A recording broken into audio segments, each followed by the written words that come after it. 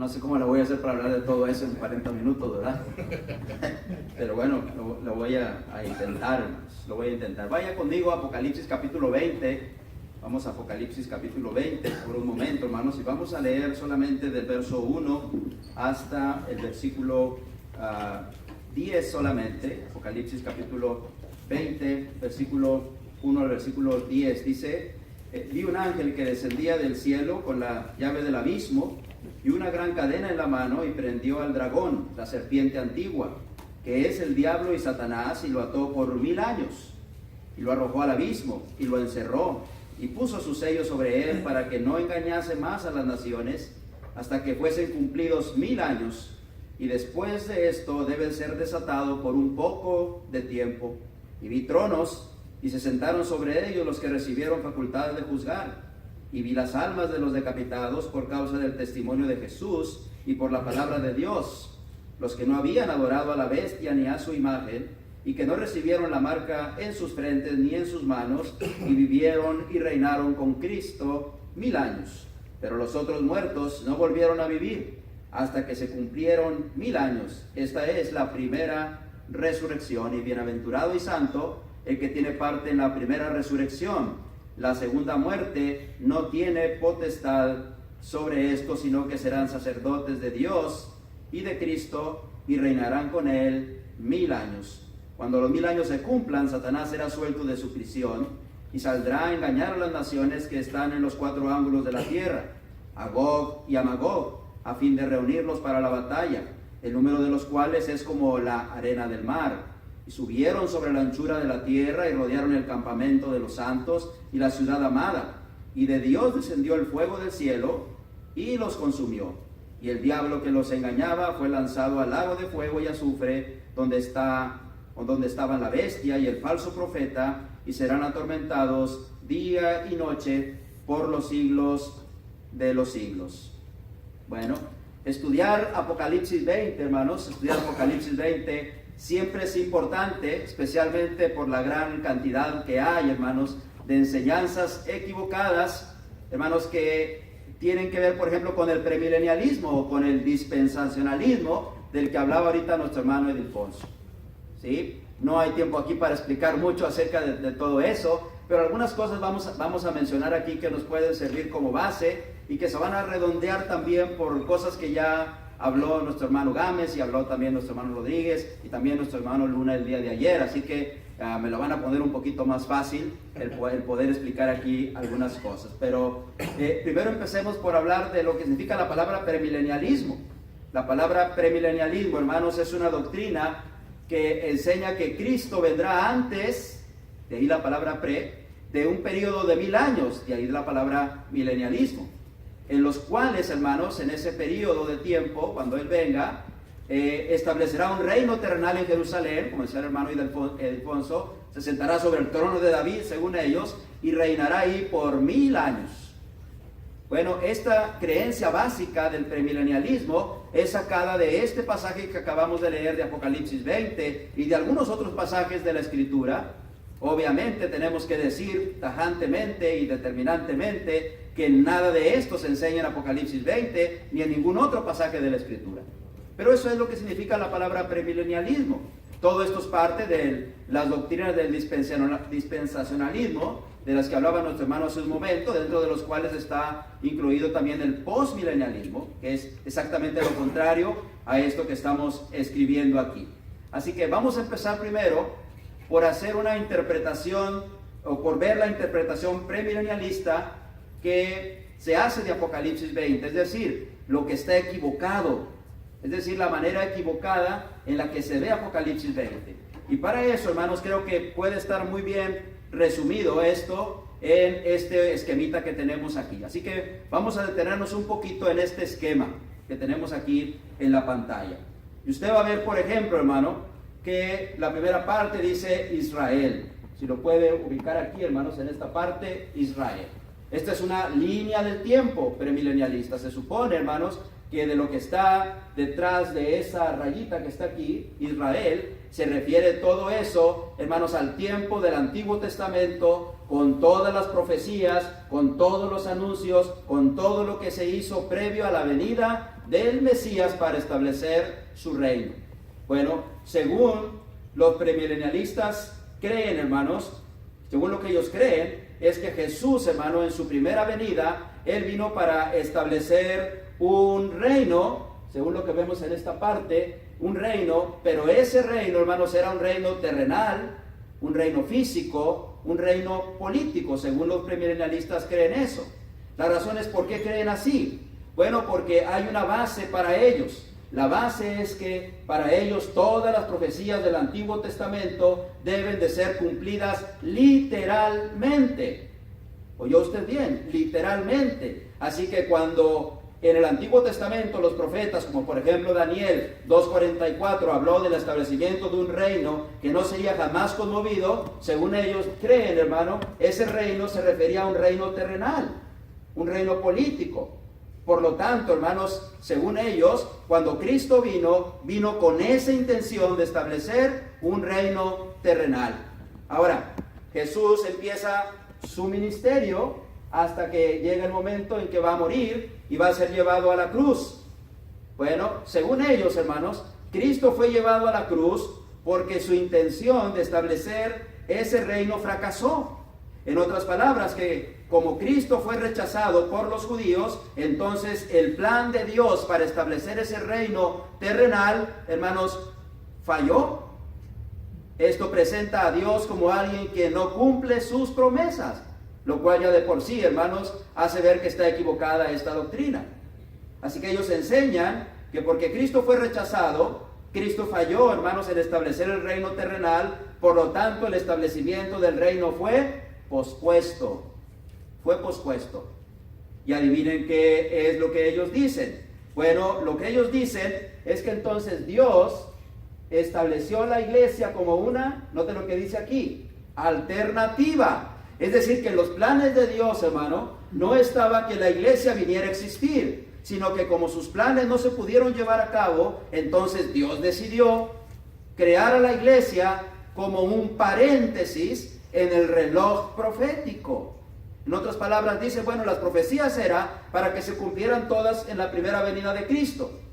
Sin embargo, como no se cumplieron, Dios dijo, ok, vamos a dejarlas en stand-by, como dicen ustedes, hermanos, en espera, y vamos a introducir aquí algo nuevo, la iglesia, y entonces empezará el periodo de la iglesia, la dispensación de la iglesia, hasta que nuevamente el reloj profético pueda ser puesto en marcha nuevamente.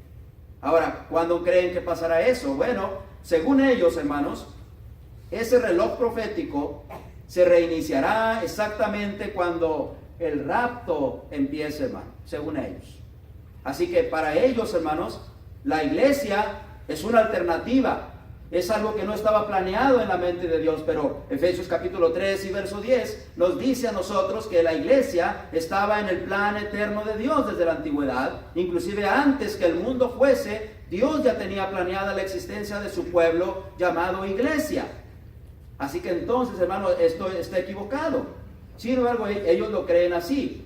Pero según ellos, hermanos, hay un momento en el tiempo en el que el período de la iglesia se terminará. Y lo que marcará el inicio del fin de la iglesia es el rapto. Así que cuando empiece el rapto, entonces, hermanos, la iglesia y su función habrá de terminar. Sin embargo, la Biblia lo que enseña, hermanos, es que la iglesia está destinada para morar eternamente en los cielos. ¿Sí? No hay fin para la iglesia, según las enseñanzas de la Escritura. Ahora, ¿qué pasará, hermanos, cuando este rapto venga? Bueno, como atinadamente dijo el hermano hace rato, el rapto, según ellos, será secreto. Será algo, hermanos, que nosotros no esperaremos y no veremos. Así que de repente, por eso hay tantas películas, tantos videos, tantas, hermanos, no sé cómo llamarle a eso, pero tantos videos que se hacen donde aparentemente está sucediendo el rapto, ¿no? Y de repente están 2 o 3 personas y de repente una persona desaparece. ¿Sabe que hay tanta ridiculez, me vale esa palabra, entre los que creen en el rapto? Ya hay una página de internet que dice así, que anuncia, hermanos, que ellos pueden cuidar a tus mascotas cuando sucede el rapto. ¿Sabes por qué? Porque dicen, ok, el rapto durará solamente 7 años, en los cuales aquellos que sean raptados estarán con Cristo en el paraíso, en los cielos, hermanos, esperando cuando venga Cristo nuevamente al final de los 7 años para establecer el reino terrenal. Y ellos dicen, ¿y tus mascotas qué vas a hacer con ellas? Así que hay una persona que ofrece cuidar a esas mascotas durante los 7 años del rapto. ¿Y sabes cómo está ganando dinero esa persona? Está vendiendo una póliza de seguro para eso. Así que como tú no sabes cuándo va a suceder el rapto, así como no sabes cuándo te vas a morir, pagas una póliza de seguro, ¿verdad? Así que pague su póliza de seguro. Yo voy a pagar por Maga, mi perrita que tengo, ¿verdad? No es cierto, hermanos, ¿verdad? Pero pagamos esa póliza de seguro, así que si hoy sucede el rapto, ellos se van a encargar de mi perrita y la van a cuidar, hermana Tere, cuide también la suya, por 7 años, hermano, mientras usted regresa nuevamente a la tierra para reinar con Cristo 1000 años. Fíjese hasta dónde llega la ridiculez de las personas que creen esto. Bueno, según ellos, hermanos, serán 7 años en los que ellos estarán en las nubes, 3,5 años que serán donde ocurrirá el rapto, pero específicamente en ese rapto, ellos creen, hermanos, que serán raptados las personas justas que estén vivas, pero también sucederá que resucitarán todos aquellos que hayan muerto fieles al Señor. Por eso se habla de la resurrección secreta también de los santos, para que tanto los que ya murieron como los que estén vivos, que son justos, cuando venga el rapto, entonces sean llevados para estar con el Señor en los cielos por 7 años. La pregunta es, ¿de dónde sacan los 7 años? De la semana número 70 de Daniel, la cual según ellos, hermanos, creen que las 70 semanas de Daniel se cumplieron hasta la semana 69 y ahí se detuvo el reloj profético. Y ahí surgió la iglesia. Entonces ahora se espera que la iglesia termine su ciclo para que la semana número 70 empiece a correr y entonces, hermanos, pasarán esos 7 años. ¿Se fijan? Ahora, en esos 7 años es donde ocurrirá supuestamente la gran tribulación. Pero en estos 7 años, hermanos, también será un tiempo donde surgirá el anticristo, por ejemplo. Será el tiempo, hermanos, donde todos los judíos creerán también, aceptarán a Cristo. Y finalmente, hermanos, todo estará listo para que el anticristo organice a todos los ejércitos del mundo en la batalla del Armagedón, para que estén listos para pelear contra Cristo y sus santos cuando Él venga al final de los 7 años, y así Satanás, hermanos, sea finalmente derrotado y destruido. Y entonces empezará un periodo de reinado terrenal de Cristo por 1000 años, donde según ellos, finalmente Cristo se sentará en el trono de David en Jerusalén. Fíjense hasta dónde llega otra ridiculez. A pensar que la profecía de Isaías 2, cuando dice que Jerusalén será exaltada como cabeza de los montes, dicen, bueno, eso lo que significa es que el monte Sión de Jerusalén debe de ser el monte que esté por encima de todas las demás montañas del mundo. Así que según dicen ellos, físicamente hablando, o más bien geológicamente hablando, habrá también una transformación en la tierra de Jerusalén, para que el monte Sión sea exaltado y se haga un monte todavía más grande, que el monte Everest, que es el monte más grande que hay en el mundo. Fíjese hasta dónde llega eso. Y Jesús entrará finalmente, después del rapto, para sentarse en Jerusalén, establecer su trono allí, reinar por 1000 años y todavía más. Todo el sistema judío que se desechó sea nuevamente llevado a cabo y se empiecen a llevar a cabo nuevamente sacrificios y se empiece a celebrar todo lo que tiene que ver con el judaísmo. Pablo escribió a los Gálatas diciendo, si las cosas que se derribaron las vuelvo a construir, transgresor me hago. Gálatas capítulo 4 creo que es. Lo cual, hermanos, este pasaje destruye todas estas creencias. Mucho de esto, hermano, es lo que se saca de Apocalipsis 20. Entonces, ellos creen que al final de los 1000 años, entonces habrá la resurrección de los malos. ¿Sí? Y entonces sí vendrá el juicio final, donde pasaremos a la eternidad, ya sea para estar en el cielo o para estar en el infierno. Pero ellos aseguran que hay ese periodo de 1000 años donde Cristo reinará en la tierra. Muchas de estas cosas, hermanos, son sacadas de aquí, de Apocalipsis 20. Bueno, no hay mucho tiempo aquí, hermano, como para poder explicar con detalle cada una de estas cosas que estamos diciendo aquí, pero en el manuscrito que ustedes tienen ahí viene un poco más explicado, pero hay mucho material, hermano, en el cual uno puede estudiar para conocer con más detalle. Este es una línea del tiempo premilenialista básico. Obviamente ellos tienen variaciones también y tienen diferentes creencias. Algunos están de acuerdo con unas cosas, otros están de acuerdo con otras, pero la base es esta. Ahora, todo esto, hermano, buena parte lo sacan de Apocalipsis 20. Pero ahora nosotros vamos a ver la interpretación correcta de Apocalipsis 20. Así que vamos a ir al texto bíblico, hermanos, y vamos a ver lo que la Escritura dice primero. Pero antes de leer, hermano, Apocalipsis, ya lo leímos de hecho, la primera cosa que tenemos que entender es que Apocalipsis es un libro simbólico y que su mensaje es transmitido a través de símbolos, y Apocalipsis 20 no es la excepción. Apocalipsis 20 también, el mensaje que se está dando ahí es simbólico. Por lo tanto, cuando se usa el lenguaje simbólico, hermano, lo que dice el texto no es lo que significa, y lo que significa no es lo que dice. Hay que ver, hermanos, que esos símbolos significan algo y no realmente lo que literalmente dice allí. Por eso, ¿cómo interpretar adecuadamente el lenguaje simbólico? Mire, primeramente tenemos que ver que en algunas ocasiones el pasaje mismo nos dice cuál es su significado.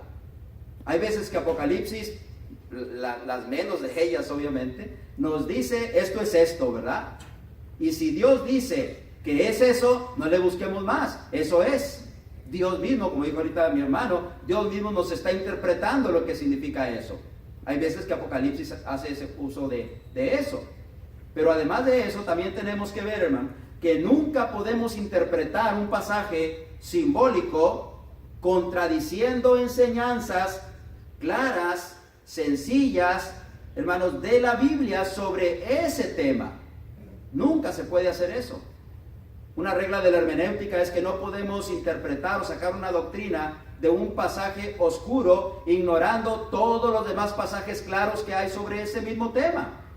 Así que en Apocalipsis nosotros nunca podemos interpretar un pasaje simbólico de tal forma que se esté contradiciendo las enseñanzas sencillas de la Biblia sobre ese tema.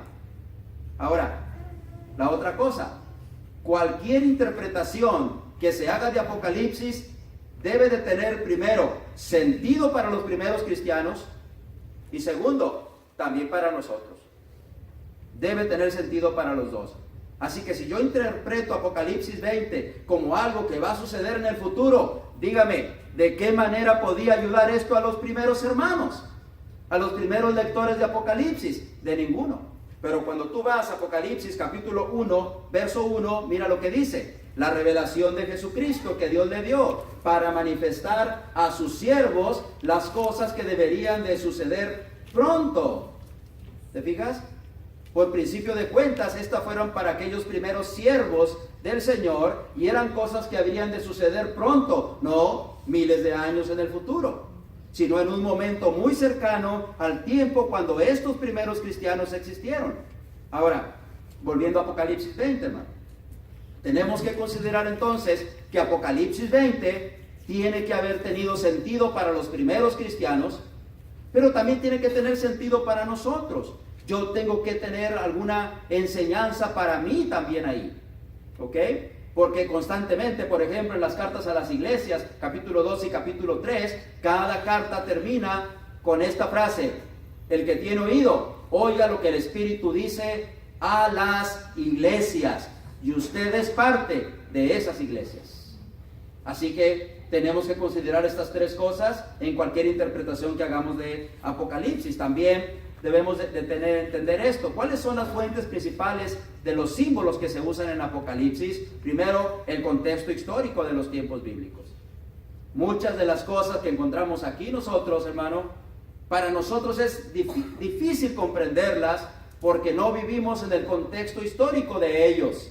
Es como, por ejemplo, sí, bueno, no tengo aquí un pizarrón, hermano, pero es como si, por ejemplo, hoy unas personas del primer siglo o de hace 200 años, por ejemplo, vieran una señal que tiene rayitas así, que para nosotros significa el Wi-Fi, ¿verdad? Que hay Wi-Fi. Imagínate, ¿qué sentido tendría eso para tu abuelo? El ver eso no hubiera significado absolutamente nada, porque no está viviendo en el contexto histórico en el que tú y yo estamos viviendo. Lo mismo sucede con los símbolos de Apocalipsis, hermano. Muchos de ellos son tomados del contexto histórico de los tiempos bíblicos en el cual ni tú ni yo vivimos. Por esa razón se nos complica mucho poder comprenderlos. Pero otra cosa más también que hay que entender es que otra fuente de los símbolos de Apocalipsis son los números. Pero no los números como los vemos tú y yo ahora, sino los números como los veían los judíos de aquel tiempo. La numerología judía tenía mucho significado. Los números significaban más que un valor numérico, si se vale la redundancia. ¿Ok?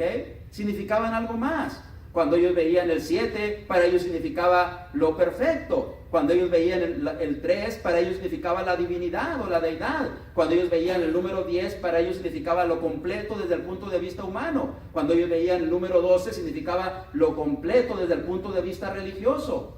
Los números tenían un significado. Muchos de los símbolos de Apocalipsis están tomados así. Pero además también los símbolos eran tomados de eventos del Antiguo Testamento, hermano. Y esto es lo que muchas veces la persona no entiende y por eso quieren darle una aplicación literal. Pero en realidad, hermano, mucho de la simbología de Apocalipsis está basada en el Antiguo Testamento, en eventos que sucedieron en el Antiguo Testamento. Ahora, cuando se toman símbolos del Antiguo Testamento, no siempre, hermano, significan lo mismo que significaron en el Antiguo Testamento. Dentro de los que saben de hermenéutica, hermano, y especialmente del libro de Apocalipsis, comentan que hay algo que se llama el giro. Y eso significa que cuando en Apocalipsis se menciona un evento del Antiguo Testamento, no debemos pensar que significa lo mismo que significó en aquel tiempo, sino que hay que darle un giro para aplicarlo correctamente a lo que se estaba pretendiendo decir según el contexto en el libro de Apocalipsis. Y eso es válido también. Ahora, lo que es cierto, hermanos, es que los símbolos nunca deben de ser interpretados literalmente. Nunca, hermanos. Y una cosa más, un pasaje generalmente, hermano, si es simbólico, será simbólico en el 100%. Generalmente un pasaje no es mitad simbólico y mitad literal. Porque eso sería ir en contra, hermanos, de las reglas fundamentales de la hermenéutica. Ahora, así que, otra cosa también importante, Apocalipsis no es cronológico, hermano, ¿ok? Sino cíclico. ¿Qué significa eso, hermano? Bueno, entender que Apocalipsis no es cronológico es importante por la suposición falsa que hay, que el capítulo 20 le sigue cronológicamente al capítulo 19. Y como en el capítulo 19, hermano, se habla de las cenas del Cordero y aparentemente se habla ahí del fin del mundo, y de lo que pasará con la iglesia siendo victoriosa, entonces ellos se imaginan que lo que sigue en el capítulo 20 son eventos que sucedieron o que sucederán inmediatamente después de lo que se dijo en el capítulo 19. Pero la verdad es que no se trata de un libro cronológico. Apocalipsis es cíclico, hermano. Por ejemplo, si tú vas al capítulo 6 de ahí de Apocalipsis, muy rápido, hermanos, al capítulo 6, se habla de los sellos. Y cuando nosotros vemos todo el capítulo 6, el libro de los sellos, llegamos al capítulo 12, donde dice que se abrió el sexto sello. Y este sexto sello, de alguna manera, tiene que ver también con el fin del mundo. Así que uno esperaría que inmediatamente después, en el séptimo sello, se hablara de la iglesia yendo al cielo. Y no sucede así, sino que ahí se termina un ciclo y luego empezará el ciclo de las trompetas. Y las trompetas y el séptimo sello declarará o anunciará las 7 trompetas. No hay tiempo aquí para ver todo eso, pero el sexto sello, el séptimo sello contiene las 7 trompetas, como la séptima trompeta anuncia las 7 copas de la ira. Son ciclos que se van repitiendo en Apocalipsis. Ahora, ¿qué es entonces lo que sucede en el capítulo 19, hermano? Bueno, en el capítulo 19 nosotros tenemos que en realidad, hermanos, la iglesia está triunfando y Satanás está siendo derrotado. Pero para entender eso, hermano, tenemos que ver que desde el capítulo 17 hasta el capítulo 20 prácticamente se describe el mismo evento. ¿Cuál es el evento? La derrota de Satanás. Mire, ¿cómo sabemos esto? Primero, vemos que los enemigos del Señor se fueron presentando uno a uno. Por ejemplo, en el capítulo 12, vaya conmigo al capítulo 12, de ahí de Apocalipsis. En el capítulo 12 aparece el gran dragón escarlata. Y este gran dragón escarlata representa o simboliza a Satanás. No hay tiempo aquí para leer todo eso, pero mire lo que dice en el capítulo 12, verso 1. Apareció en el cielo una gran señal, una mujer vestida del sol, con la luna debajo de sus pies y sobre su cabeza una corona de 2 estrellas, y estando encinta clamaba con dolores de parto, en la angustia del alumbramiento. 3. También apareció otra señal en el cielo. He aquí un gran dragón escarlata que tenía 7 cabezas, 10 cuernos, y en su cabeza 7 diademas. Este dragón escarlata es Satanás. Y esta mujer, hermanos, al menos en este verso, está anticipando el surgimiento de la iglesia, sobre la cual finalmente Satanás intentará destruirlo al final del capítulo 12. Así que primeramente en el capítulo 12, Satanás aparece como el gran dragón escarlata. Luego, si tú sigues leyendo, en el capítulo 13 aparecerá la bestia que sale del mar. Y esta bestia que sale del mar, hermano, simboliza prácticamente al gobierno político, al gobierno romano, con todo su poder, con toda su influencia, con todo, hermano, lo que significaba ser el imperio mundial, ser los gobernadores del mundo. Luego en el mismo capítulo 13, hermano, aparece la bestia que sale de la tierra. Y esta bestia que sale de la tierra simboliza al falso profeta. Es decir, a la falsa religión que en conjunto, hermanos, con la bestia que sale del mar, el gobierno romano, todos los dos, hermanos, están bajo la dirección o son manipulados por Satanás. Miren lo que dice Apocalipsis capítulo 13, verso 4. Dice, y adoraron al dragón, que había dado autoridad a la bestia, y adoraron a la bestia. Ahora mira el verso 11. Después vi a otra bestia que subía de la tierra, y tenía 2 cuernos semejantes a los de un cordero. Note que no iguales, sino semejantes, pero hablaba como dragón. Parecía que hablaba de un cordero como Cristo, pero hablaba como dragón. Era religioso, pero una religión falsa, una religión que provenía de la influencia satánica. Y ejerce toda la autoridad de la primera bestia, de la bestia que sale del mar, que representaba al imperio romano. Así que aquí hay esa unión de estos dos poderes. Luego dice, y hace que la tierra y los moradores de ella adoren a la primera bestia. ¿Sí? Esto, hermano, tenía que ver con la idea del gobierno romano de pedir que a los emperadores se les rindiera adoración. Así que entonces, uno a uno, los enemigos del Señor y de su pueblo fueron apareciendo. En el 12 el gran dragón, en el 13 la bestia que sale del mar, en el 13 mismo la bestia que sale de la tierra. Pero también estos mismos fueron paulatinamente siendo derrotados. Por eso vemos en el capítulo 17 y en el capítulo 18 que la condenación y la caída de Babilonia la Grande, que representa al imperio romano, específicamente más a la ciudad de Roma, con todo su poder y con todo su esplendor, cayó. Fue quitada de en medio por el poder del Señor. Así que el capítulo 17 y 18 presenta la caída de Roma, del gobierno romano. El segundo enemigo que apareció. Luego vemos también que en el capítulo 19 se ve la derrota de la bestia que representaba al gobierno romano. Y también vamos a ver ahí la derrota del falso profeta en el capítulo 19. Que es que este falso profeta es lo mismo, hermanos, que la bestia que salió de la tierra y que representaba a la falsa religión. Por lo tanto, hermanos, así como estos fueron apareciendo, así también fueron apareciendo en Apocalipsis siendo derrotados. Por eso en el capítulo 20 tenemos la derrota del dragón escarlata, que es Satanás. Así que primero, cuando aparecieron los enemigos, primero apareció el dragón, que es Satanás. Y luego la bestia que sale del mar. Y luego la bestia que sale de la tierra. Bueno, ahora en orden inverso, estos mismos enemigos del pueblo de Dios aparecen siendo derrotados. Eso es lo que nos presenta Apocalipsis 20, hermano. La derrota de Satanás. El mundo denominacional, el mundo que cree en estas cosas, en estos inventos del hombre, le ha dado mayor énfasis a los 1000 años. Pero el énfasis de Apocalipsis 20 es doble. La completa derrota de Satanás y la completa victoria del cristiano. Así como Satanás ha sido derrotado completamente, por eso ha sido atado 1000 años. Y así como los cristianos reinan completamente, así los cristianos reinan con Cristo 1000 años. Porque el número 1000 significa lo completo de lo completo de lo completo. Ya acabé. Porque eso es lo que significa, hermano. Eso es lo que significa realmente. Pero bueno, vamos a tratar de... No va a haber tiempo, hermano, aquí para ver todo, pero voy a tratar de ver algunos versos de aquí, ¿ok? Primero dice que un ángel que descendía del cielo con la llave del abismo y una gran cadena en la mano, capítulo 20, verso 1. Eso que descendió del cielo indica que venía con una encomienda de parte de Dios este ángel. ¿Quién es este ángel? No es Cristo.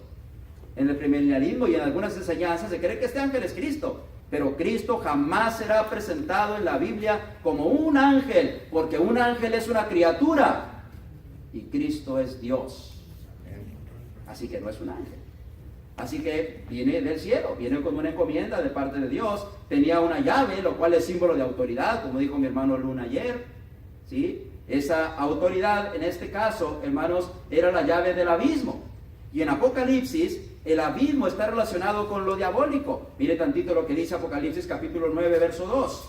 Apocalipsis capítulo 9 y verso 2. Dice en el verso 2, y abrió el pozo del abismo, y subió humo del pozo como humo de un gran horno, y se oscureció el sol y el aire por el humo del pozo. Esta es la influencia satánica, la influencia que causa el pecado, según la interpretación que se le da a esta parte de Apocalipsis. Pero lo mejor de todo, hermano, está también en el verso 11. Dice, y tienen por rey sobre ellos al ángel del abismo, cuyo nombre en hebreo es Abadón y en griego es Apolión, y ambas palabras significan destructor.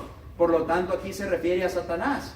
Así que el hecho que diga que tenía las llaves del abismo significa que este ángel tenía la autoridad sobre Satanás y su ámbito. Tenía el poder completo para someter a Satanás en lo que éste podía hacer. Ahora, también dice que tenía una gran cadena en la mano. ¿Qué significa esa cadena? No me pregunte porque no sé. Y puede usted consultar muchos libros y preguntarle a muchas personas y no vamos a encontrar realmente una definición clara de qué es esta cadena. Porque en Apocalipsis, hermano, no todos los detalles tienen un significado. Muchas personas se pierden en Apocalipsis, hermano, queriendo encontrarle significado a cada detalle, ¿verdad, hermano Rodolfo? Y terminamos perdidos. Lo más importante, hermano, es que tú contemples la visión completa, más que los detalles. Algunos detalles son importantes, otros no. La cadena aquí no tiene ninguna importancia. La cadena es simplemente el instrumento que en la visión el ángel va a usar para llevar a cabo su encomienda de atar a Satanás. Solamente para eso. Ahora, nadie de los que estamos aquí, creo que pensaríamos que esto es literal. Porque, ¿de qué sería la cadena? ¿De qué tamaño sería la cadena? ¿Se fijan en esos detalles? Entonces, en realidad no se trata de algo literal. Ahora, hermanos, dice el resto del verso 2. Y prendió al dragón, la serpiente antigua, que es el diablo y Satanás, y lo ató por 1000 años. El texto mismo explica quién es este dragón. La serpiente antigua es una referencia al Génesis, donde Satanás engañó a la mujer y luego a Adán también. Es el diablo, dice el engañador, y Satanás, el adversario del pueblo de Dios. Así que lo prendió. Es importante también entender aquí, hermano, lo que significa la palabra prendió. La palabra prendió viene del griego krateo y ató viene del griego deo. Y ambas lo que denotan es sujetar, mantener bajo control o restringir. Esto es lo que se hizo aquí con Satanás. Por lo tanto, la idea de que Satanás fue sujetado o puesto bajo control, restringido, es lo que se ve aquí. Mira lo que dice la Escritura en Mateo capítulo 12, verso 29, Mateo 12, 29. Mateo capítulo 12, versículo 29.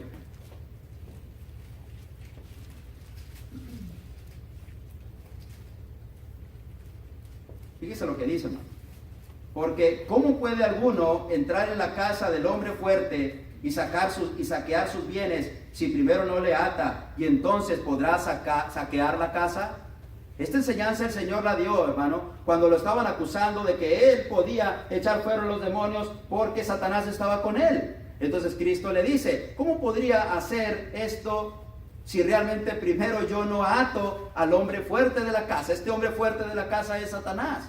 Así que desde aquí Jesús estaba hablando de cómo él, hermanos, ataría a Satanás. ¿Te acuerdas también cuando mandó predicar a los 70, cuando vinieron contentos porque los demonios se les sujetaban? Jesús les dijo, de cierto os digo que yo veía a Satanás caer del cielo.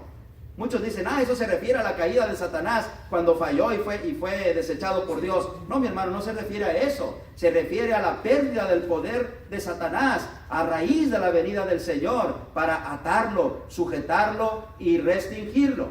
Por lo tanto, la idea aquí, hermano, es de que Satanás fue sujetado, fue puesto bajo control, fue restringido. Hebreos 2:14 nos dice que Jesús con su muerte derrotó al que tenía el imperio de la muerte, esto es, al diablo.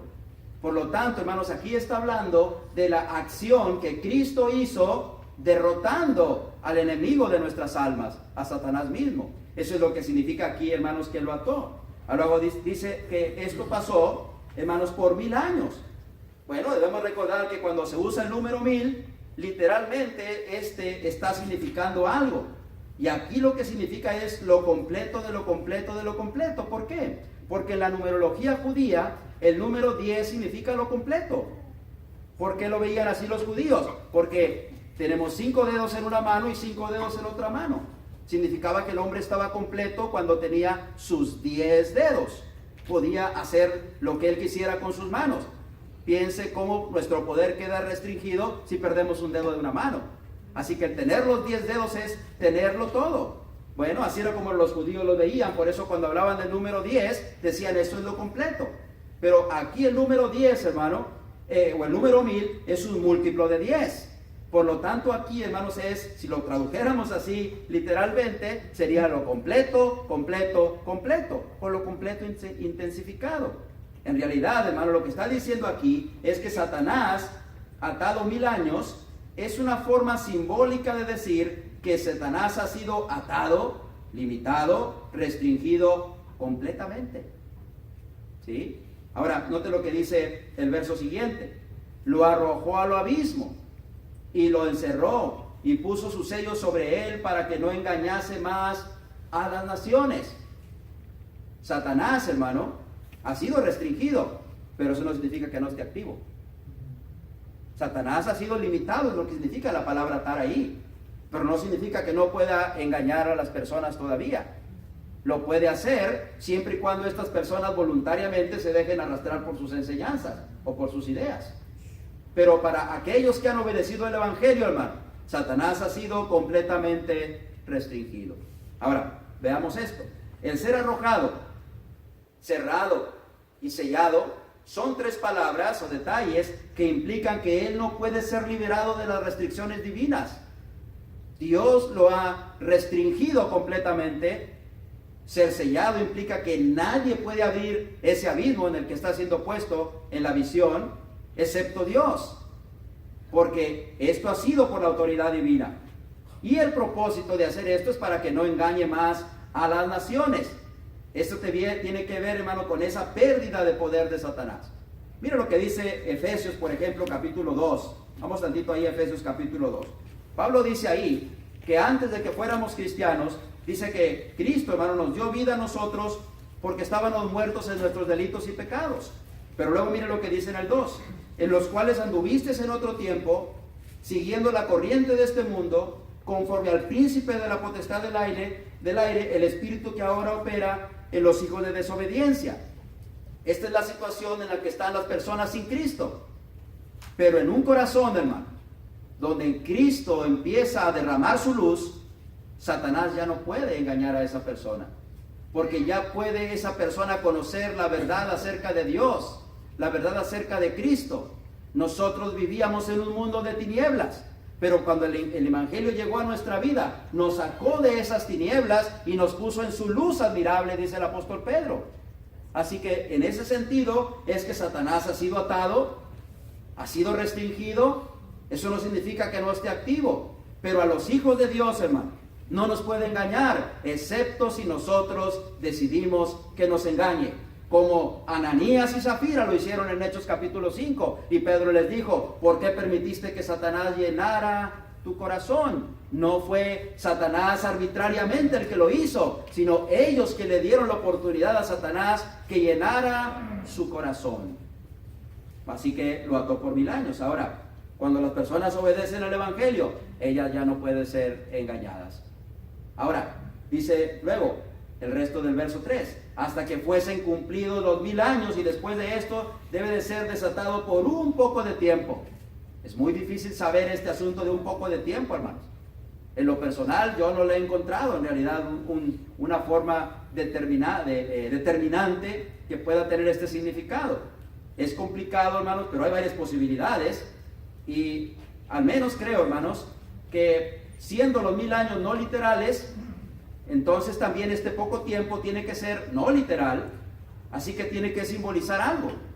Ahora, una posibilidad es que solamente sea puesto aquí como un contraste con los 1000 años. En otras palabras, que mientras Satanás está siendo restringido, está siendo atado completamente, su posibilidad de engañar a las personas está reducida drásticamente. Por eso es poco tiempo, un símbolo. No un periodo literal de tiempo, sino una situación en la que él puede actuar muy restringidamente. Tal vez eso pudiera ser un significado, pero puedo ser dogmático en eso. ¿Ok? Ahora, después Juan vio tronos y se sentaron sobre ellos los que recibieron facultad para juzgar.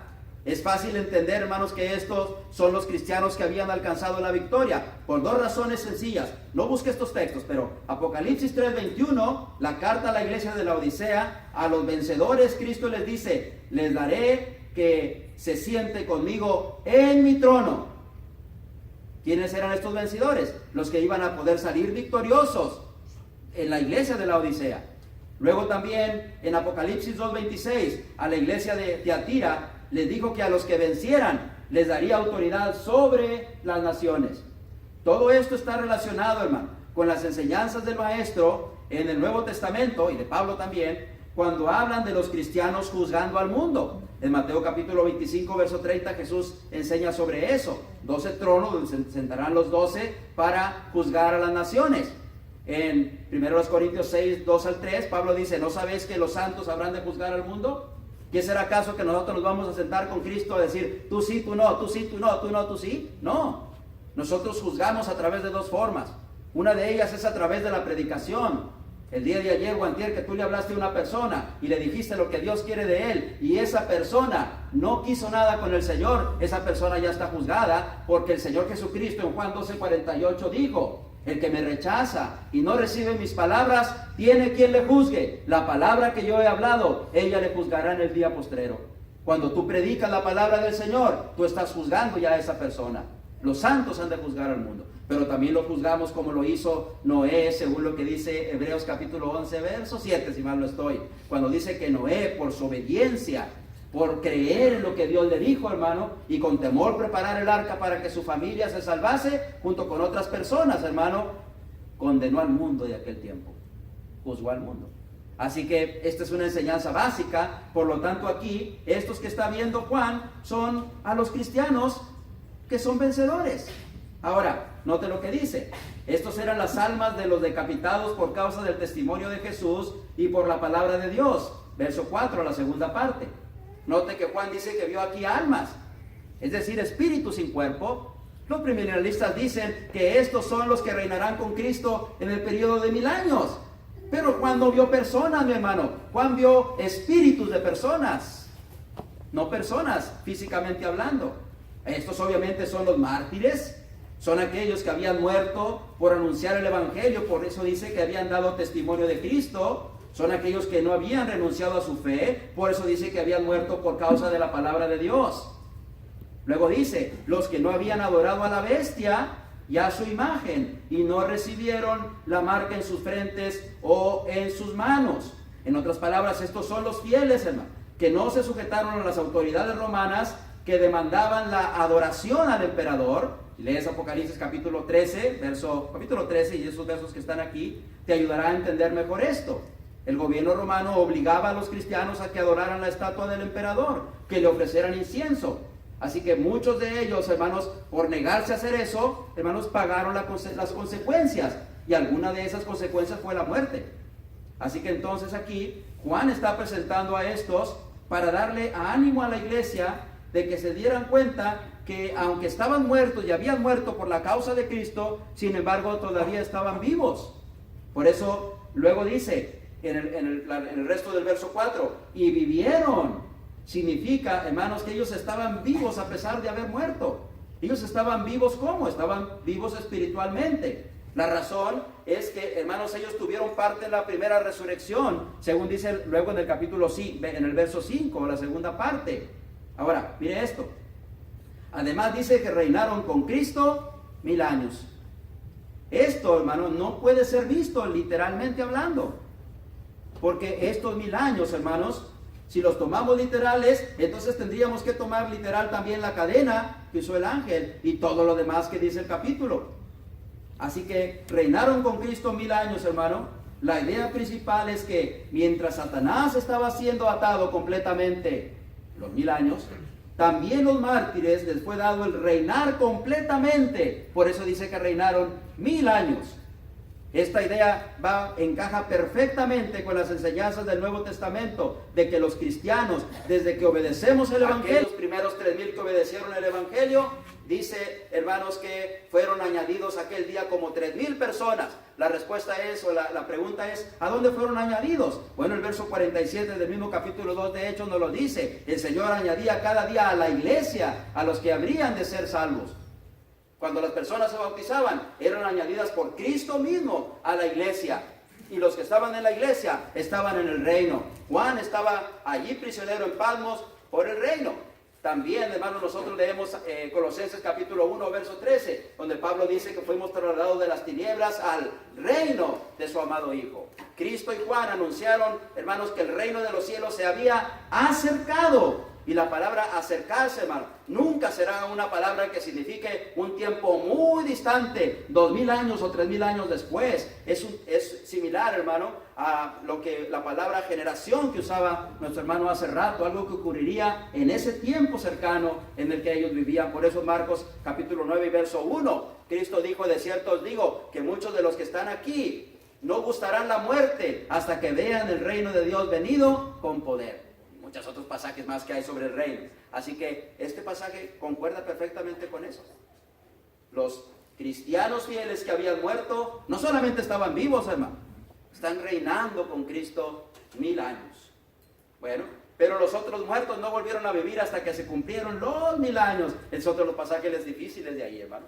No voy a terminar todo, este es el último que voy a ver, hermano. Sé que ya tiene hambre. Pero mire esto, la pregunta más importante aquí es saber ¿a quién se está refiriendo con los otros muertos? ¿Sí? Es complicado eso, pero le voy a decir que puede haber varias posibilidades. Hay al menos dos que pueden encajar perfectamente con las enseñanzas de la Biblia. La primera, hermano, es que tomando en cuenta el contexto, recuerde que el contexto está hablando de los mártires, los que fueron obedientes a la palabra y están reinando, están vivos y reinan con Cristo.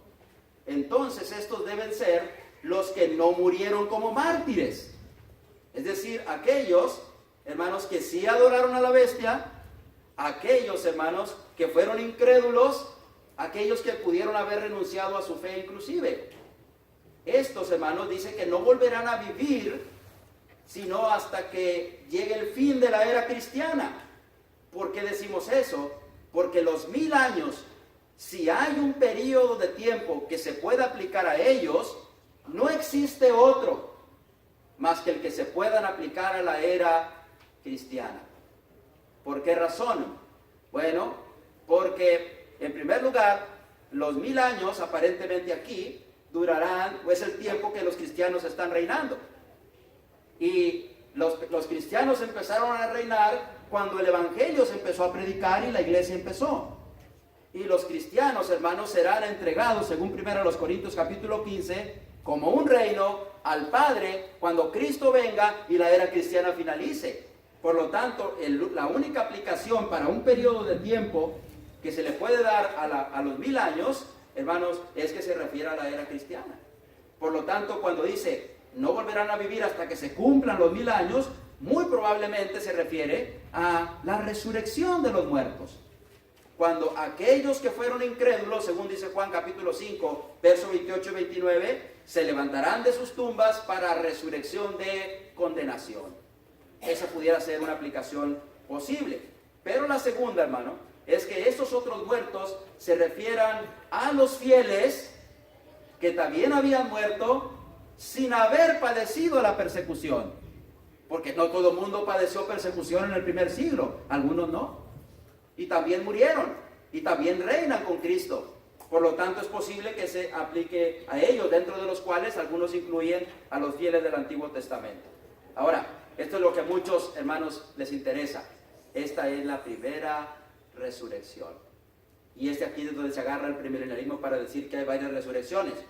Pero aquí, hermano, esta resurrección se aplica a los fieles del Señor. La mejor forma entonces de aplicar esta sección del versículo no es a la primera parte de este versículo, sino a la anterior, hermanos, para hablar de una resurrección espiritual.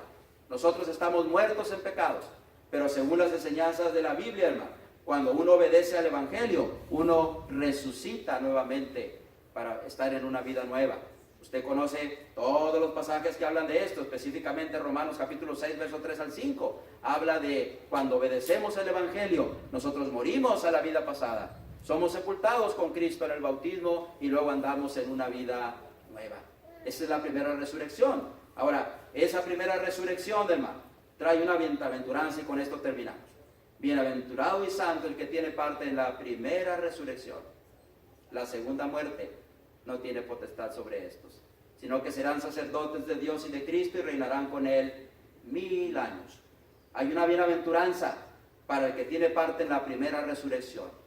Si usted ha sido bautizado, usted ha tenido parte en esa primera resurrección. Usted resucitó espiritualmente, porque estaba muerto en sus pecados. Ahora, la segunda muerte no tiene potestad sobre usted. ¿Qué es la segunda muerte? Bueno, si usted sigue leyendo en Apocalipsis 20, encontrará que la segunda muerte se refiere al infierno. Lo que está diciendo aquí entonces, hermano, es que el infierno no tiene potestad por usted. ¿Qué es el infierno? La separación eterna de Dios, la segunda muerte. Recuerde que la palabra muerte significa separación. Eso no va a tener potestad sobre aquellos, hermanos, que tuvieron parte en la primera resurrección. Así que quiero terminar con esto. Si usted no es cristiano, usted no ha obedecido el Evangelio en el bautismo, la segunda muerte, el infierno, tiene potestad sobre usted. Por eso, ¿qué tiene que hacer? Tiene que obedecer el Evangelio para que resucite espiritualmente, para que resucite de entre la muerte del pecado en la que está y pueda andar en una vida nueva. Y entonces sí, el infierno no pueda tener potestad sobre usted. Pero mientras usted no pase por las aguas del bautismo, usted está condenado a sufrir no solamente la muerte física, también la segunda muerte, la separación eterna de Dios. ¿Quiere conocer el resto de Apocalipsis 20? Lea el libro. Lea el libro. Hermano, este es un tema muy interesante y lamento no tener todo el tiempo para poder ver con más detalle el resto de los versículos. Pero si usted tiene alguna duda, hermano, puede preguntarme al final. Yo con gusto lo puedo atender. Y si no, pues se va a llevar el libro, ¿verdad? Si se queda hasta el final. ¿Sí? Dios les bendiga, hermanos.